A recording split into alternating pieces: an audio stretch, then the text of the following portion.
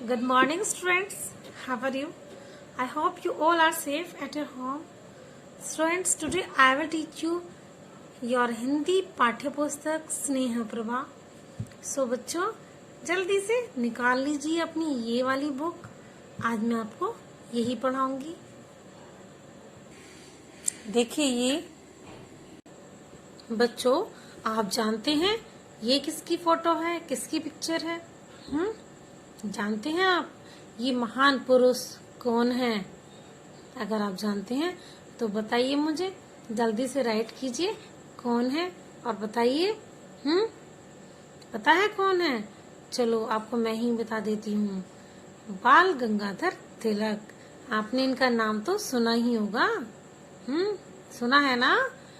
Yes बच्चों, इनकी बहादुरी के किस्से आपने सुने ही होंगे. नहीं सुने? सुने होंगे, है ना? बच्चों, सांसारिक सुख साधनों से ही ज्ञान प्राप्त नहीं होता, बल्कि इनसे तो ज्ञान प्राप्त होता ही नहीं है. बच्चों, हमें शिक्षाप्रद कहानियां, पुस्तकें पढ़ते रहना चाहिए, जिससे हमारा ज्ञान और भी ज्यादा बढ़ता रहता है.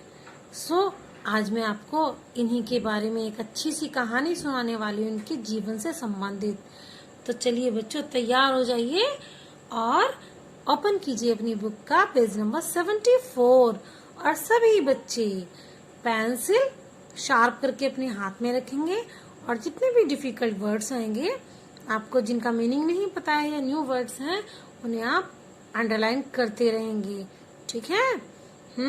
अभिनव, ध्यान से पढ़ना है ना? बिल्कुल, यस. चलिए, आकृति, कहाँ ध्यान है आपका? इधर उधर नहीं बेटा, मैं आपसे सुनूंगी अभी. ठीक है? सभी से सुनूंगी और सबसे पहले आकृति आपसे पूछूंगी मैं आंसर. क्या आपके समझ में आया? ठीक है? तो रेडी? चलिए. तो चलिए प्यारे बच्चों, क्या आपको ज्ञात है कि स्वराज हमारा जन्मसिद्ध अधिकार है? यह नारा हमें किसने दिया था जब हमारा देश आजाद नहीं हुआ था और क्रांतिकारियों के अपने अपने नारे थे सभी के? तो ये वाला नारा, स्वराज्य हमारा जन्मसिद्ध अधिकार है, ये किसने दिया था? नहीं मालूम ना बच्चों? हम बताते हैं. वे थे लोकमान्य बाल गंगाधर तिलक. ठीक है? अब तो आपको पता चल गया. अब आप कभी नहीं भूलेंगे. भूलेंगे? नहीं भूलेंगे ना? किसने दिया ये नारा? ये स्लोगन किसने कहा? स्वराज हमारा जन्मसिद्ध अधिकार है, लोकमान्य बाल गंगाधर तिलक ने. इन्हें अपना सारा जीवन स्वराज प्राप्त करने में लगा दिया. इन्होंने अपना सारा जीवन देश को आजाद कराने में लगा दिया. क्रांतिकारी, महान क्रांतिकारियों में से हैं ये बच्चों. मित्र द्वारा पूछे जाने पर कि आप कौन सा पद स्वीकार करेंगे, क्या प्रधानमंत्री बनना चाहेंगे, तिलक जी ने मित्र की बात का उत्तर देते हुए कहा था क्या कि मैं एक शिक्षक हूँ और स्वतंत्रता के बाद भी शिक्षक ही बना रहना चाहता हूँ. क्या कहा था उन्होंने?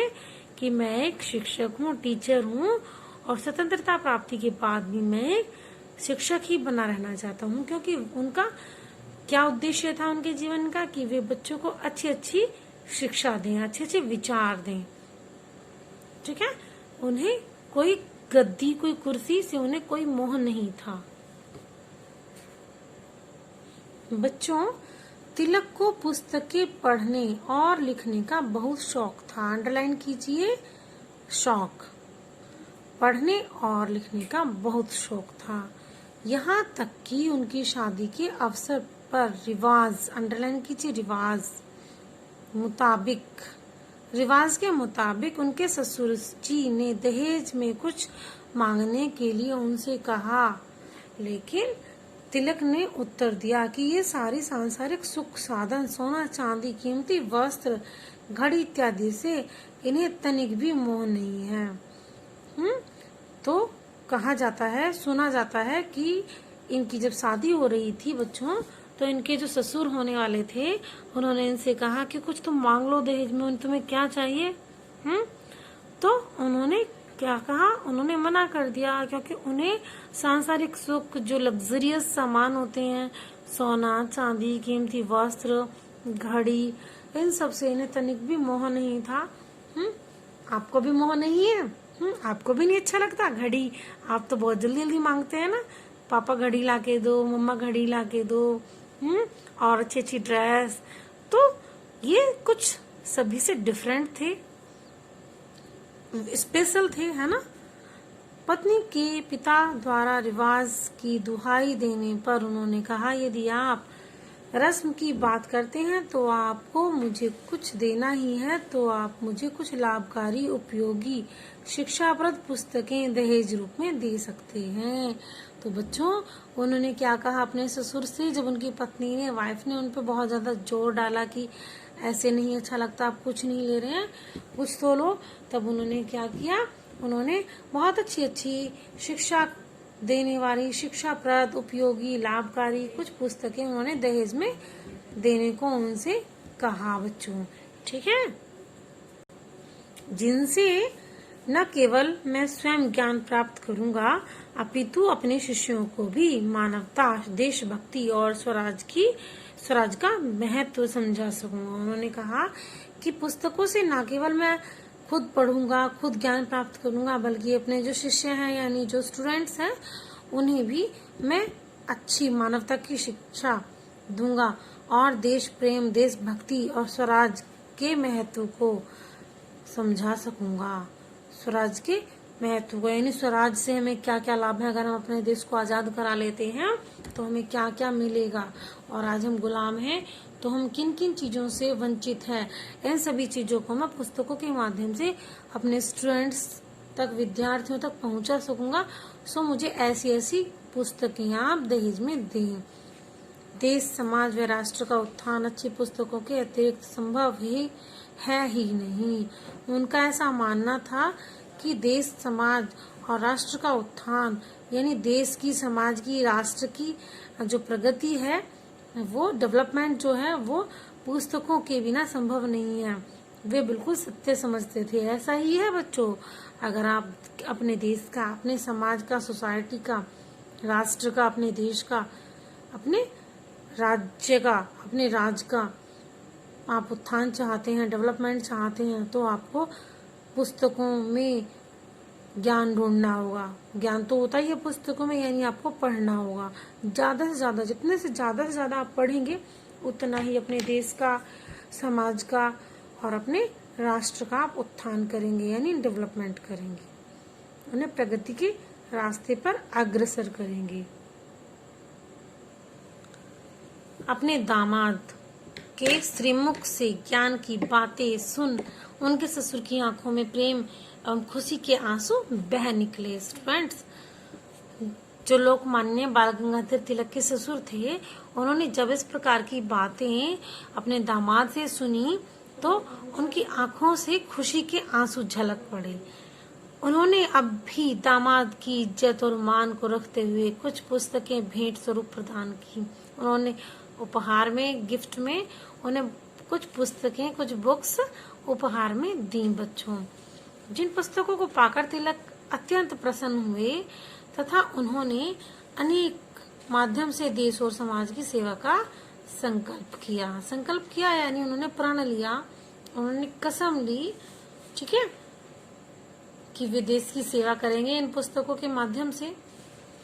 आज भी इतिहास में बाल गंगाधर तिलक की पुस्तक प्रेम की गाथाएं बताता है इतिहास हमें, जिससे न केवल विद्यार्थियों अपितु मानवता को भी नई रोशनी मिलती है।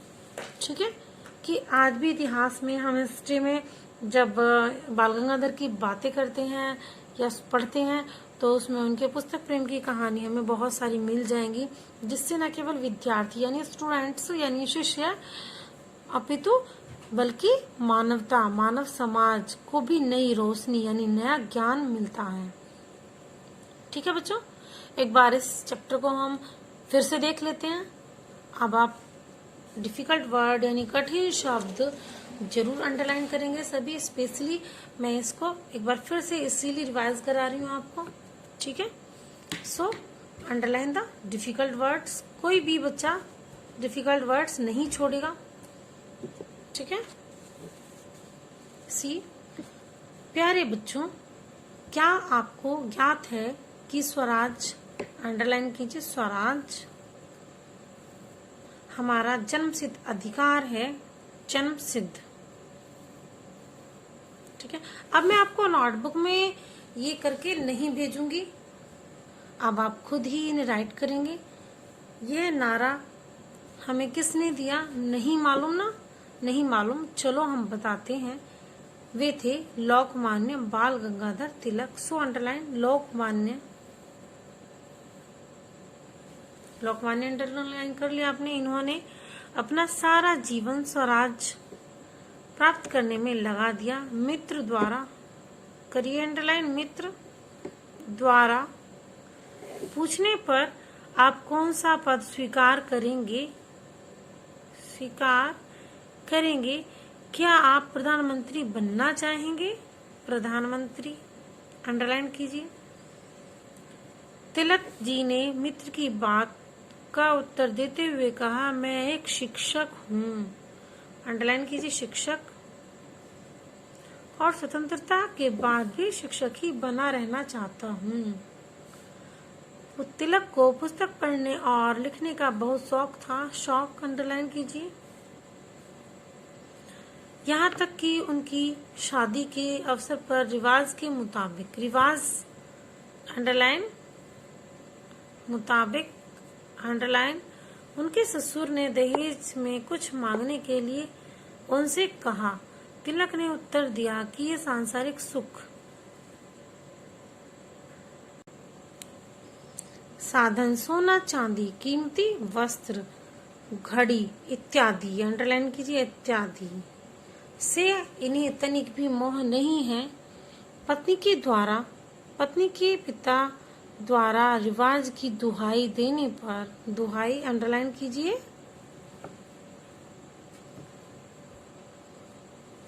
उन्होंने कहा, यदि आप रस्म की बात करते हैं तो आप मुझे कुछ देना ही है, तो आप मुझे लाभकारी उपयोगी शिक्षाप्रद पुस्तकें दहेज में दे सकते हैं, दहेज के रूप में दे सकते हैं, अंडरलाइन कीजिए, शिक्षाप्रद, जिनसे न केवल मैं स्वयं ज्ञान प्राप्त करूंगा, ज्ञान,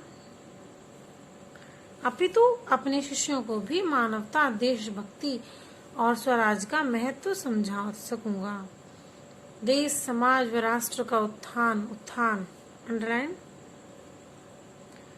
अच्छी पुस्तकों के अतिरिक्त संभव है ही नहीं।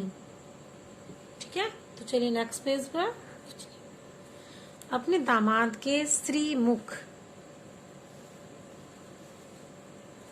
श्री हम किसी के लिए भी सम्मान के लिए लगाते हैं, मुख में मुंह से ज्ञान की बातें सुन उनके ससुर की आंखों में प्रेम एवं खुशी के आंसू बह निकले।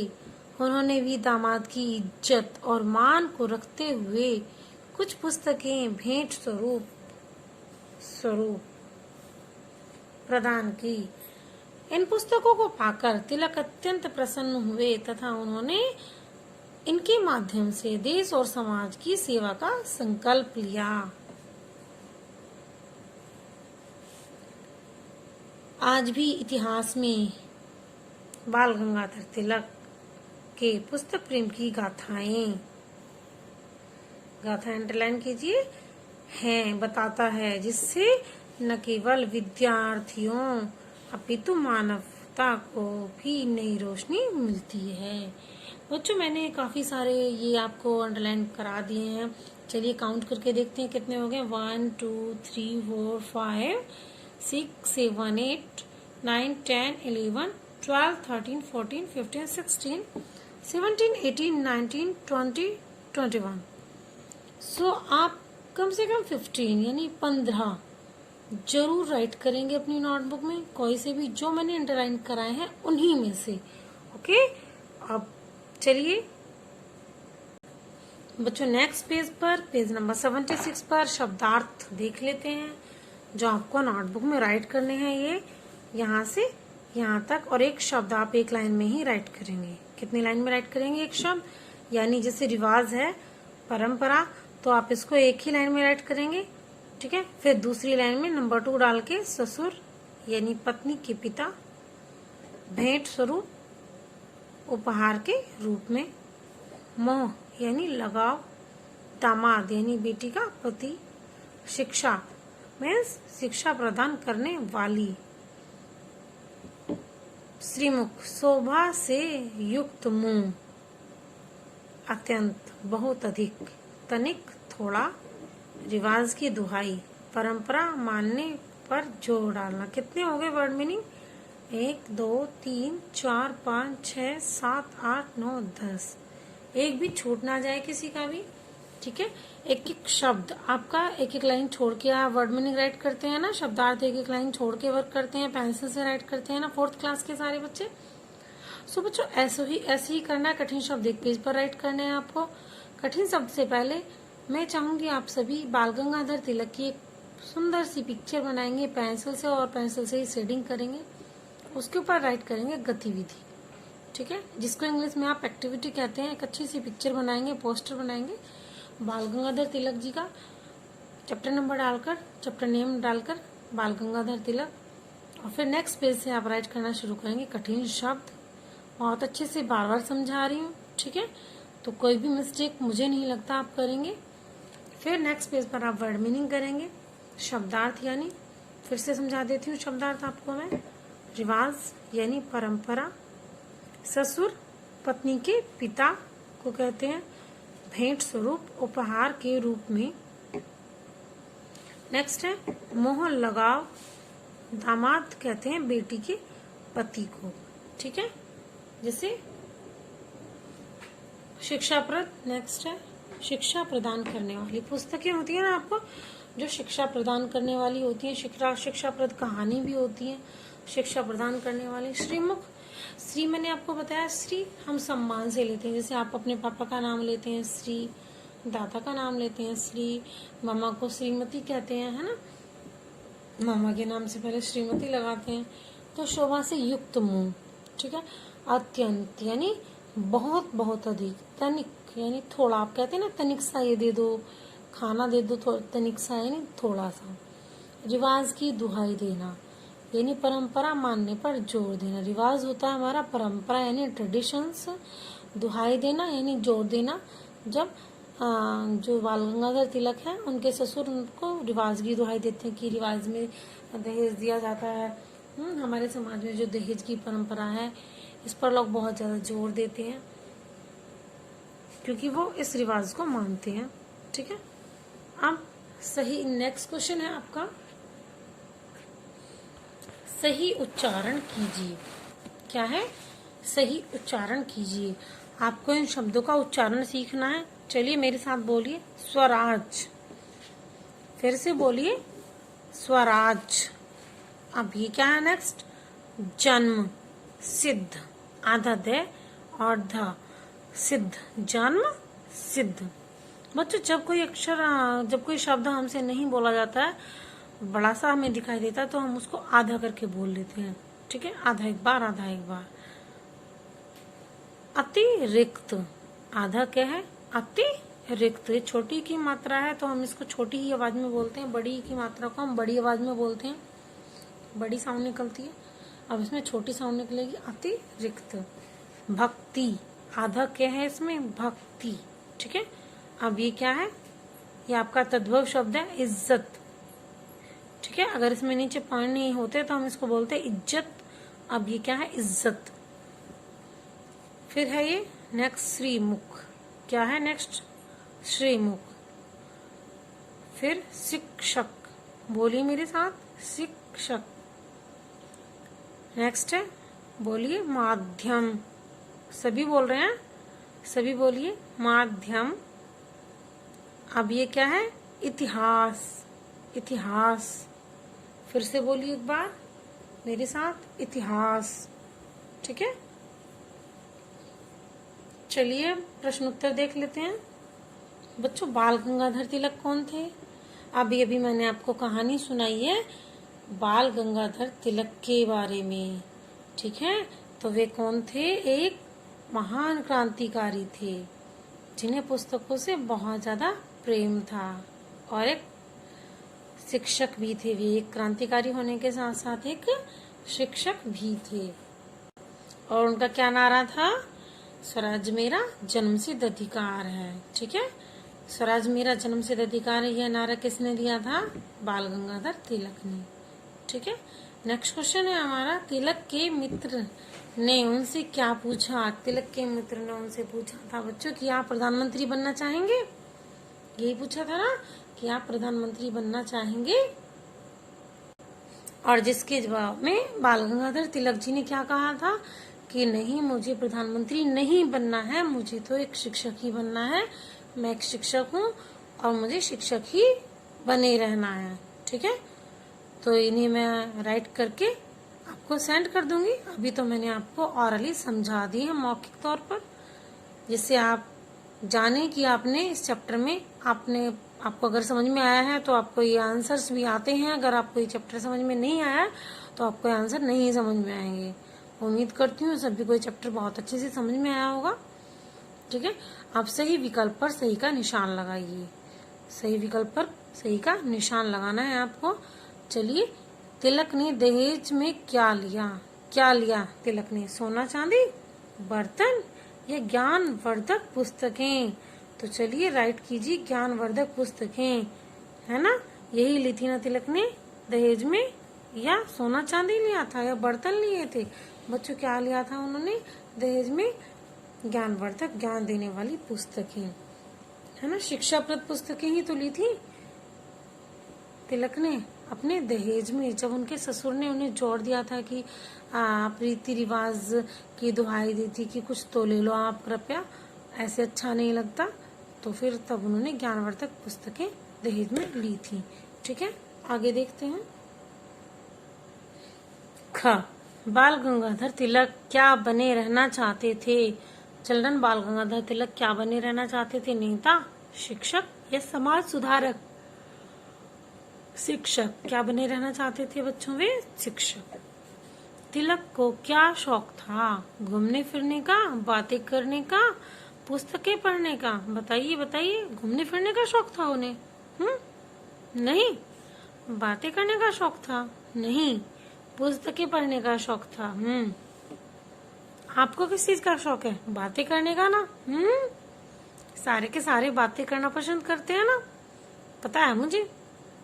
चलो कोई बात नहीं, पुस्तकें भी पढ़ते रहो आप और बातें भी करते रहो, तो दोनों चीजें चलेंगी, है ना। चलिए बच्चों, अब नेक्स्ट क्वेश्चन देख लेते हैं, पेज नंबर 78। निम्नलिखित सही वाक्यों पर सही तथा गलत वाक्यों पर गलत का निशान लगाइए। का, स्वराज मेरा हमारा जन्मसिद्ध अधिकार है। सही बात है ना, चैप्टर के अकॉर्डिंग भी सही है और वास्तव में हमारे लिए भी सही है। स्वराज हमारा जन्मसिद्ध अधिकार है।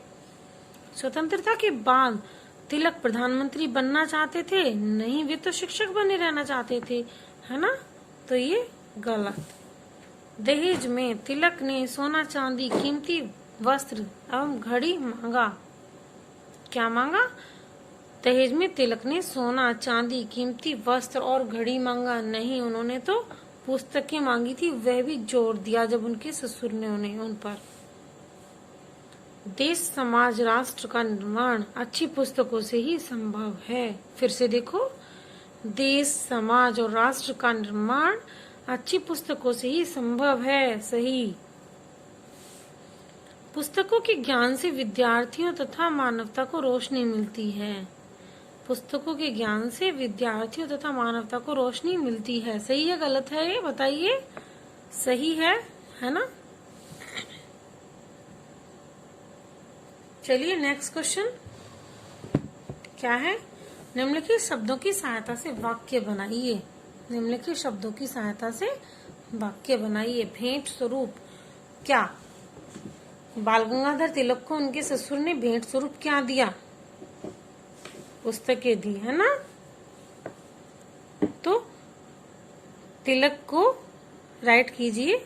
तिलक, अब मैं आपके लिए छोटे छोटे सेंटेंस राइट करूंगी। तिलक को भेंट स्वरूप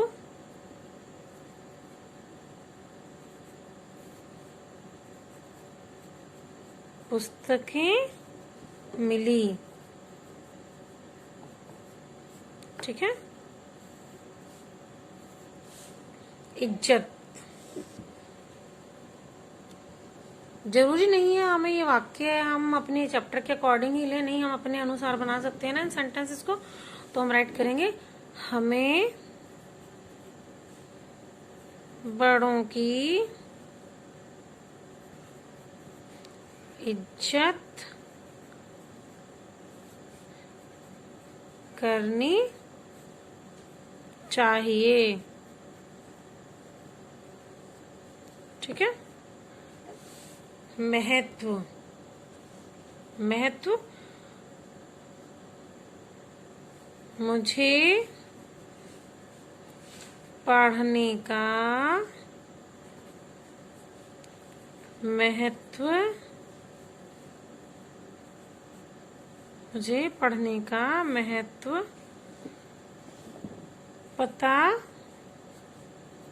चल गया। मुझे पढ़ने का महत्व का पता चल गया कि पढ़ने से कितना लाभ होता है या हमें क्या प्राप्त होता है। देशभक्ति, वह देशभक्ति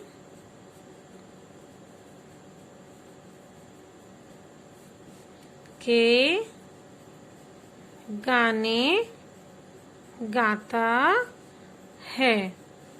ठीक है। स्वतंत्रता, हमें 15 अगस्त 1947 को स्वतंत्रता मिली, है ना। या हमारे देश को 1947 को स्वतंत्रता मिली। अब आगे चलिए देखिए, अब तो आपको दिखाई दे रहा होगा ना, हमें 15 अगस्त 1947 को स्वतंत्रता मिली। बच्चों अगर आप वीडियो के अकॉर्डिंग ये जो क्वेश्चंस हैं मैंने कराए हैं नहीं कर पाते हैं तो आप इसका स्क्रीनशॉट लेकर भी कर सकते हैं। ठीक है। अब नेक्स्ट क्वेश्चन है आपका, दिए गए शब्दों के विलोम शब्द लिखिए। This is your homework. अब आप इसे स्वयं करेंगे, खुद करेंगे। So right here HW। Homework write किए यहाँ पर कीजिए और आप इसको खुद करेंगे, फाइंड आउट करेंगे। ओके। ये देखिए, स्वतंत्रता, उपयोगी, उत्थान, तनिक, बहुत, प्रसन्न, मित्र, सुख, प्रेम। ये आपके 9 हैं। कितने हैं? 9 हैं। ये आपको खुद करने हैं बुक में ही। ठीक है। और अब ये चैप्टर आपका कंप्लीट हो गया है। ओके। अच्छे से रीड कीजिए इसको, एक बार नहीं कई बार रीड करिए आप इस चैप्टर को। और आप जितनी बार इस चैप्टर को रीड करेंगे आपके सारे question answer, word meaning, true false, सारी बुक एक्सरसाइज अपने आप सॉल्व हो जाएगी। आपको याद करने की भी जरूरत नहीं होगी बच्चों। Okay, bye bye.